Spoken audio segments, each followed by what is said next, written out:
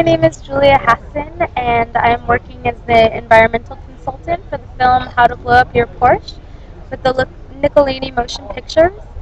I am currently an undergraduate at the University of California, Berkeley, and I study marine science. I believe that it's our responsibility to be aware of our environmental impact in every action that we take. Things we do on a daily basis can greatly change our impact if we keep in our minds the simple goal of lessening our negative effect. The Earth has the unusual ability to regulate itself in terms of weather and the water system. As living beings, we depend completely on the Earth and its resources. More now than ever, we need to work in order to make a significant change.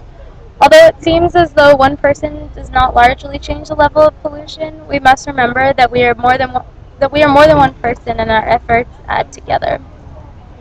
I became involved with the film How to Blow Up Your Porsche because the filmmakers wanted to make a film in the most environmentally friendly way possible. It is also their belief that we have a personal responsibility in doing our part as people and citizens of the planet in respecting and preserving the earth and its resources. They've asked me to consider every aspect of the film in order to that I could think of and make suggestions if I can and implement them in order to make the film more environmental.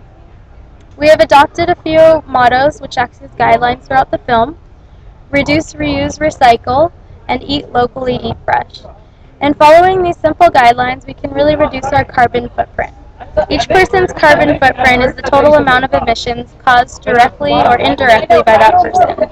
This means everything that you do, driving a car uses more energy in production and use and pollutes more than riding a bike, for example.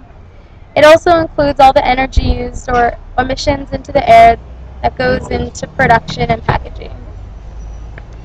This is our way of decreasing our carbon footprint, which is the amount of greenhouse gases that we directly or indirectly emit into the atmosphere. The increase of greenhouse gases, like carbon or nitrogen, contributes to warming of the planet, commonly referred to as global warming. One of the things we looked at was food. Once you look closer, it becomes apparent that a lot of energy goes into the production, packaging, and distribution of food. The director requested that everything be vegan, so that immediately made it incredibly easy. Veganism means that you do not eat any animal products made, including milk, eggs, honey, gelatin, which is in a lot of candy, and other processed food, among other things.